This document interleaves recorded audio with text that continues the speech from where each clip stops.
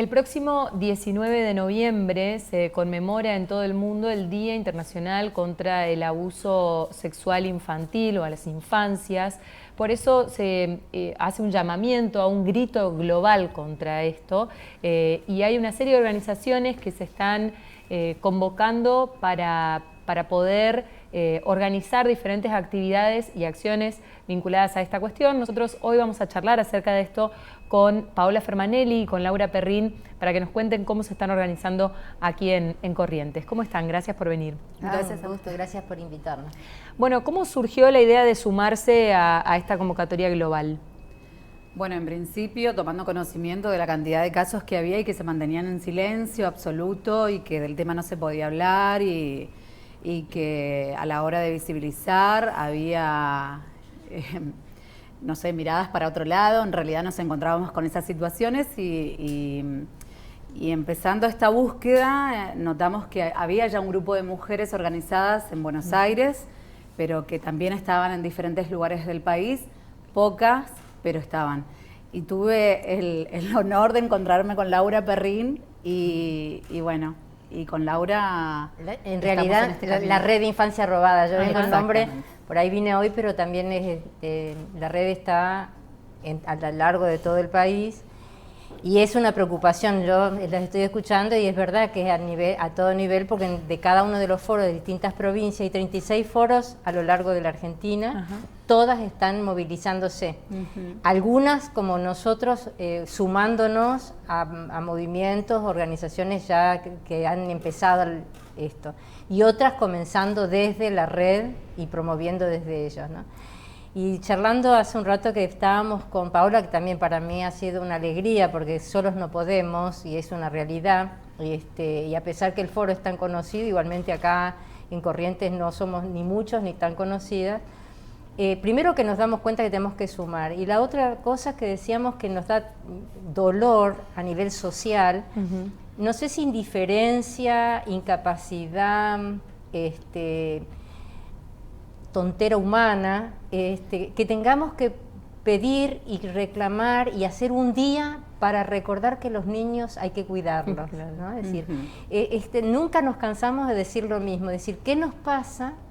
Que tenemos que hacer un día especial para recordar que con los niños no se juega, que los niños son fundamentales en la vida, que lo que hagamos ahora o dejemos de hacer lo marcamos para siempre. Es decir, bueno, esto que decía Laura, justamente en mi trabajo comunitario es lo que más yo empecé a notar y a despertar, digamos, y mi tarea como docente, de encontrarme con muchos casos y a la hora de tener que hacer actas o cómo seguir, ¿no? Cuando uno toma conocimiento, que claramente hoy lo que primero tenemos que hacer, obviamente, es, si estamos en un establecimiento, hacer el acta correspondiente, dar información a nuestros directivos y de ahí que siga su curso con una denuncia como corresponde, con la intervención de DICEPA también.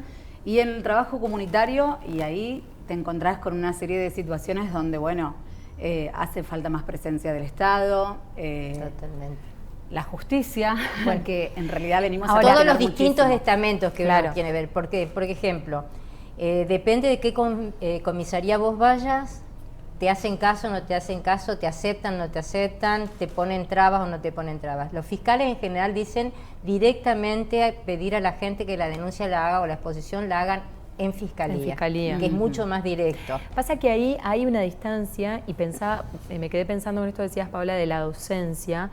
Muchas veces es en la escuela donde podemos visibilizar, donde los docentes, los directivos, la comunidad se da cuenta de que algo está pasando, pero también muchas veces faltan esas herramientas o incluso esos resortes institucionales que digan, bueno, podemos organizarnos de esta manera, y esa docente o ese docente que está en soledad, y digo porque algo pasa eso, claro, ¿no?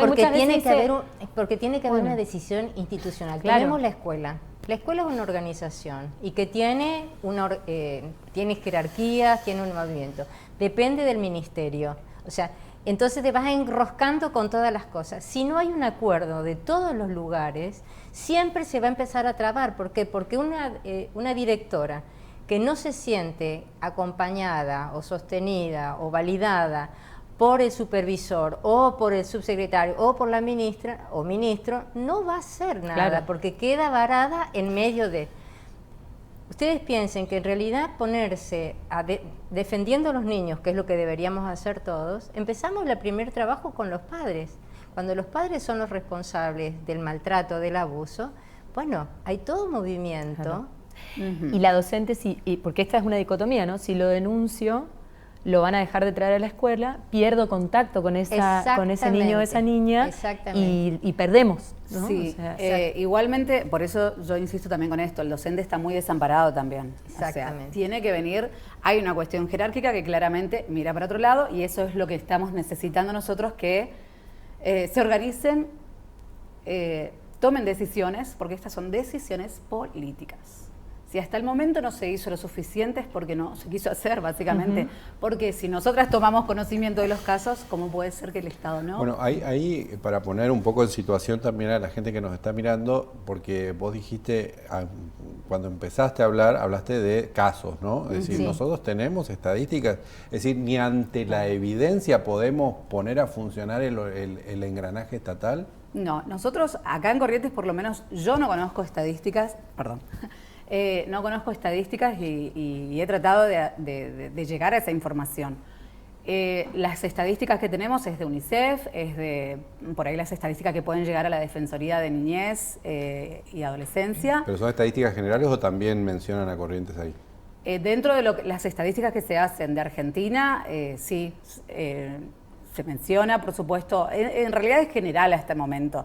No hay algo puntual, que creo que también en eso también se podría trabajar, pero yo no desearía quedarme en estadísticas nada más. No, pero bueno, pero hay un punto de partida y si los casos son alarmantes, digamos que esto otro que ustedes están mencionando... Claro, pero por ejemplo, ¿qué es la ley Lucio? ¿Por qué sale la ley Lucio? Porque se muere un chiquito en La Pampa, porque empiezan a revisar y había habido denuncias, claro, había habido 5 asistencias a distintos lugares de salud, pero ni siquiera estaban conectados, así que nunca supieron nada hasta que cuando van el chico está muerto, o lo llevan y no sobrevive, empiezan a ver y había denuncia de parte del padre, denuncia de los abuelos, denuncia de los vecinos, en 5 lugares de salud distintos. Entonces lo que se está haciendo a partir de la muerte de esta criatura es tratar de decir, bueno, la ley y el Estado darse cuenta que si no articulan todo el tema salud, lo mismo te diría de educación, yo cambio a mi hijo de la escuela esta y lo mando a la otra y empiezo de cero, cuando de acá lo saqué porque tuve una denuncia. Entonces hay tantas cosas y por eso yo estoy de acuerdo con lo que está diciendo Paola, que es una decisión política. Sin duda. ¿Por qué? Porque hay mucho entramado donde si no se van dando es como una gran maquinaria. Sí. Y además de base hay una mentalidad. Es decir, los trapitos no se sacan. Claro. ¿Cuál es la matriz sobre la que se sostiene? Porque digo, si es tan difícil perforar la situación, ¿no? Porque hay algo por lo que no se toman esas decisiones y es porque, no sé por qué, pero sobre qué matriz se construye, se sostiene que aún el silencio, claro, el abandono, la falta el de abuso. Bueno, parte de las cosas que tienen que ver, me parece que tiene que ver con la perspectiva que ahora se cambió, que el niño no es un objeto de derecho, sino un sujeto de derecho. Sí, un cambio de perspectiva donde en este momento, periodo de transición, no todo el mundo está de acuerdo y tampoco, bueno, hay exageraciones, por lo cual vamos a tener que tener un tiempo hasta que uno pueda llegar a tener una cierta claridad. Un sujeto de derecho que sin embargo necesita padre y madre para que lo vaya acompañando en su desarrollo. Entonces hoy convivimos los que lo viven como objeto, los que no lo escuchan, que ese es el gran tema de hoy, no se le escucha porque no se les cree. Un claro ejemplo. Y aquellos que el chico hay que dejarlo y entonces lo dejan huérfano a la buena de Dios, ¿no? Es decir, todas estas cosas conviven. Todos sabemos que en los tiempos y la evolución vamos cambiando paradigmas que sustentan nuestras acciones, ¿no? Entonces, en momentos de cambios paradigmáticos, Bueno, habemos de todo y según en qué lugar estamos, trabajamos según nuestra mentalidad y lo que hemos sido formados en nuestras matrices. Entonces es muy difícil. Pasa que tiene que haber una intención también de cambio. Bueno, si no hay una intención, vamos. estamos en un gran problema, porque si vamos a seguir mirando a los niños, ahí también quiero corregir, hablamos de niños, niñas y adolescentes o niñeces en general. Las distintas niñeces. Dejar de mirarlos en principio como objetos o como personas que no tienen, que su voz no vale. Sí. Y esa es la mirada, lamentablemente, que hoy tiene la justicia. Claro. La voz de las infancias no vale. La voz de un adolescente no vale. Es como que si su relato, de acuerdo encima al criterio o la subjetividad que tenga, por ejemplo, un psicólogo forense, la jueza, la fiscal, de acuerdo a esos criterios subjetivos, además, ese niño o adolescente no tiene valor además su que palabra. no se pueda protocolizar la actuación, digamos, de la policía o de la fiscalía. Sí, increíble además que el fiscal diga que la fiscalía está más cerca que la comisaría, digamos, ¿no? Porque la gente... En realidad, los pasos son los siguientes. Tenés la comisaría del menor y la mujer. Exacto.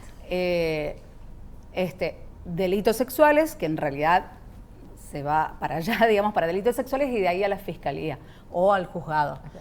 Muchos lo que te aconsejan es ir directamente a la fiscalía o a delitos sexuales. Porque lo que dicen es que no es para todos también, que hay mucha gente que todavía no está formada en una mentalidad para poder recepcionar y dar curso. Bueno, pero ¿y por qué nos trabajamos ahí? No decir, En todo, a ver, si vos te fijas, en todas las organizaciones, porque la base, vos me preguntabas, la base son, por un lado, los paradigmas, pero por otro lado, es la mentalidad, cómo construimos nuestra subjetividad, ¿entendés? Es decir, entonces, no importa dónde estoy ubicado, en qué organización, me muevo en base a ciertos parámetros adquiridos. Ahí yo quiero aprovechar también y decir esto. Somos un montón de organizaciones trabajando, nos acoplamos al colectivo Yo Sí Te Creo a nivel nacional, básicamente por el nombre en sí, Yo Sí Te Creo. La justicia no, pero Yo Sí Te Creo. Claro. Y con eso es lo que nosotros vamos a seguir avanzando, y a pesar del no de la justicia, de las decisiones que tome para dejar sobreseído, para dejar archivadas las causas, para dejar caer las causas, y ahí también quiero hacer un paréntesis de decir, bueno, ¿qué pasa cuando el imputado tiene poder, es político, es familiar de un político? Nosotros claramente vemos que las causas, cuando se trata de alguien poderoso, con ciertos lugares de privilegio, si se quiere, en nuestra comunidad, estamos ante esos casos con sobreseimiento, con causas archivadas, con causas que caen, con expedientes que son armados de una manera para que queden huecos importantes y que todo se estanque y que se dilate la causa lo más que pueda. Entonces, cuando una justicia es lenta, no es justicia. Claro, y yo eso doy fe, y no sé si ni siquiera de gente importante. Dentro del foro hay gente que trabaja en barrios marginales, y ellos dicen, me fui a reclamar de hace 2 años uno y estaba encajonada. Claro. Y ni siquiera era que estaban acusando a alguien importante. Es decir, hay cierto nivel de justicia, andás a ver si es porque tienen mucho trabajo, si no es tan importante, cómo validan ellas o cómo jerarquizan la importancia de las cosas, que directamente hay ciertas cosas que tienen que ver con la niñez que lo encajonan, porque en última instancia, o sea, esto voy a hacer, no decir totalmente subjetivo, ¿en qué influye social y políticamente un niño abusado? Claro, por eso, porque uno dice... A una persona importante, a cuando, qué sé yo, salieron todas las declaraciones de las artistas y todo el mundo habla. Pero ¿quién habla de las criaturas? Cuando ya no hay otra cosa. Yo me acuerdo, hay un caso de la niña arcoíris, es decir... Sí. Se tuvo que hacer a nivel nacional por una barbaridad de parte de la provincia de La Rioja. Pero mientras tanto, la criatura empezó con este proceso cuando tenía 2 años, tiene 6 años y no se soluciona. Y hasta Marisa Gresan estuvo hablando, es decir, no hay manera. Y vos decís, ¿cómo puede ser? ¿Cómo puede ser? Por lo tanto, este paradigma que supuestamente ha cambiado y que hoy los niños y las niñas y adolescentes son sujetos de derecho, lo son en un plano ideal o teórico, pero en la realidad, no. Porque no se pueden convocar, marchar, hacer ruido, reclamar. Exactamente. No votan. Claro. No, eso, ahí está, eso es lo más importante, ¿no? No votan. ¿Entendés? Pero nosotras sí.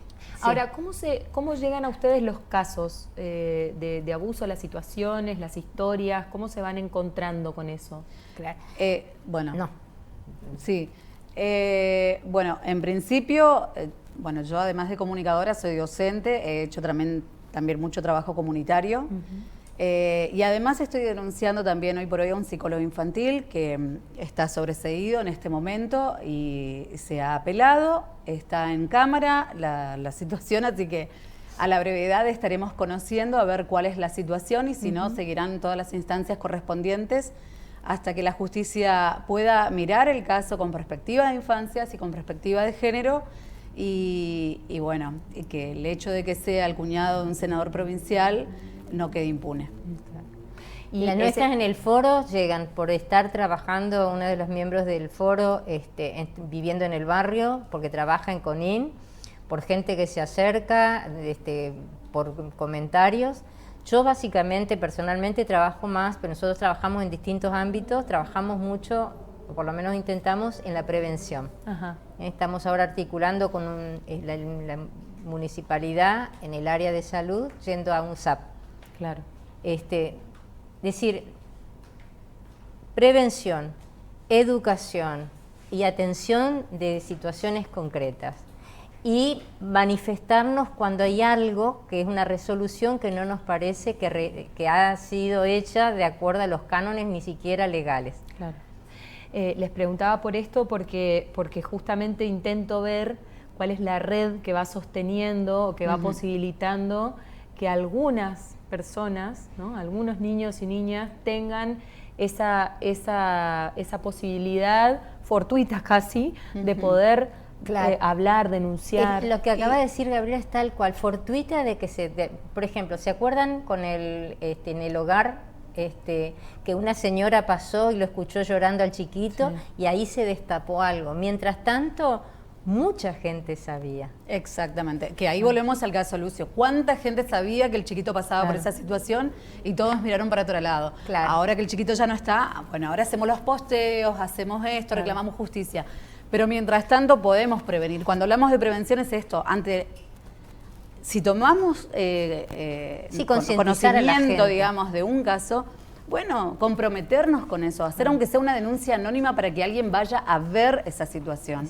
¿Sí? Yo quiero decir que nosotros presentamos en la Cámara de Diputados, en la Cámara de Senadores, una nota al gobernador también para que se declare el 19 de noviembre, Día Provincial de Lucha contra el Abuso Sexual en Infancias y Adolescencias, porque sabemos que a partir de ahí también eso va a hacer que todas las áreas que se encargan de infancias y adolescencias puedan también hacerse eco de esta situación. Claro.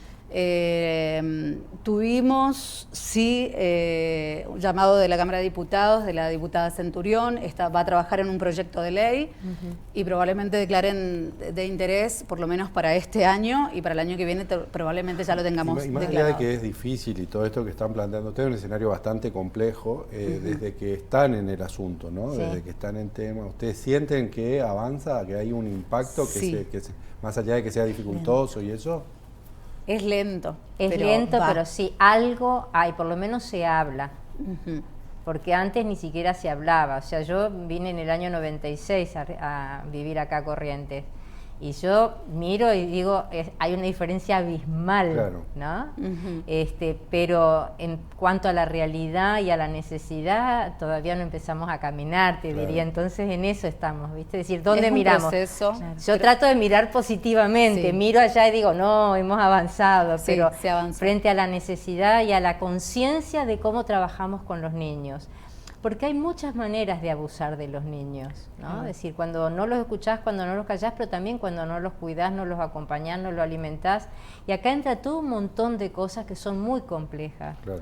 Los vivimos con la pandemia, ¿no? Hay que ir a la casa a los que tienen. Y los que no. Y hay que dar de comer y estar bien alimentados. Y si no tiene trabajo, es decir, y entonces los niños están de bajo peso, y una persona con bajo peso mal alimentada sabemos que tiene marcas de por vida. Bueno, ¿cómo se está sosteniendo? Bueno, durante mucho tiempo han empezado con las cajas y el alimento y la comida en los colegios, pero tampoco es suficiente. ¿No? Entonces, es una buena oportunidad para convocarnos. Sí. Cuéntenos cuándo y dónde es la convocatoria para sumarse a este grito global también, ¿no? Bueno, 19 de noviembre cae sábado, así que vamos a hacer una marcha el 18 de noviembre a las 9 de la mañana. Nos convocamos en Plácido Martínez y San Juan, porque allí vamos a hacer un recorrido por todas las partes judiciales hermosas que tenemos y vamos a dejar un petitorio con mucho respeto y pero con mucha lucha también. Paula? A las 9 de la mañana, 9. Plácido Martínez y San Juan. Y ahí empezamos nuestro recorrido. Vamos, bueno, primero al top, luego a la Cámara de Apelaciones, ahí a recordarle el caso del psicólogo, y hay otro caso también. Después vamos a los juzgados, Superior Tribunal de Justicia, y bueno, vamos a estar seguramente ahí en Casa de Gobierno, claro, legislatura convengamos, y demás. perdón, pero ¿por qué tanto por la justicia? Porque en realidad mucha gente ha desistido de sostener y acompañar, porque todos como no hacen caso y no pasa nada. Claro. Entonces, ¿para qué nos vamos a empezar en este derrotero, que es un largo lamento, doloroso, cruento, difícil, si al final no pasa nada? Absolutamente. Entonces, a los que tienen que tomar las decisiones, el principal Viernes a las 9 de la mañana entonces. Sí. Laura y Paola, muchísimas gracias por haber venido. Un placer. Gracias. Estuvimos hablando a propósito de una iniciativa global, como decíamos, y que el viernes tiene una convocatoria concreta en defensa de las infancias el viernes a las 9 de la mañana en Plácido Martínez y San Juan.